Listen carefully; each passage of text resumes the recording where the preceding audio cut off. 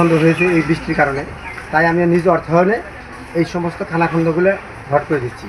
ঢাকার ধামরাই উপজেলার সোমবাগ ইউনিয়নের গাওয়াল গ্রামের রাস্তার বেহাল দশায় চরম ভোগান্তিতে পড়েছিলেন স্থানীয় পথচারী ও বাসিন্দারা।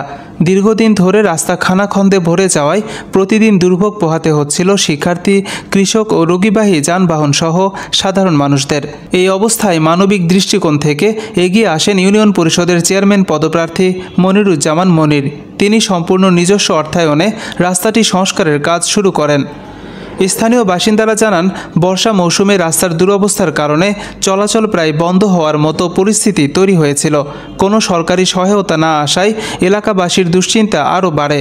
এমন সময় মনিরুজ্জামান মনির স্বপ্রণোদিত হয়ে রাস্তার সংস্কারের কাজ শুরু করায় এলাকাবাসীর মাঝে স্বস্তি ফিরে এসেছে।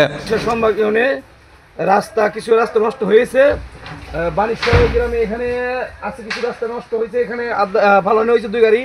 তুমি স্কুল যাচ্ছ? হ্যাঁ। এই যে রাস্তায় কাদার কারণে হাঁটতে পারছো না? রাস্তাঘাট প্রচুর খারাপ হয়ে গেছিল বৃষ্টির কারণে, ছাত্রছাত্রী স্কুলে যেতে পারে না, সাধারণ মানুষ চলাফেরা করতে পারে না।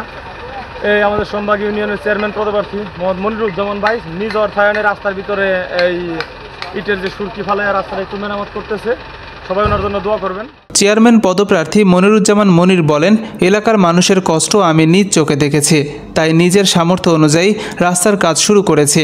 মানুষের পাশে থাকতে আমি রাজনীতিতে এসেছি।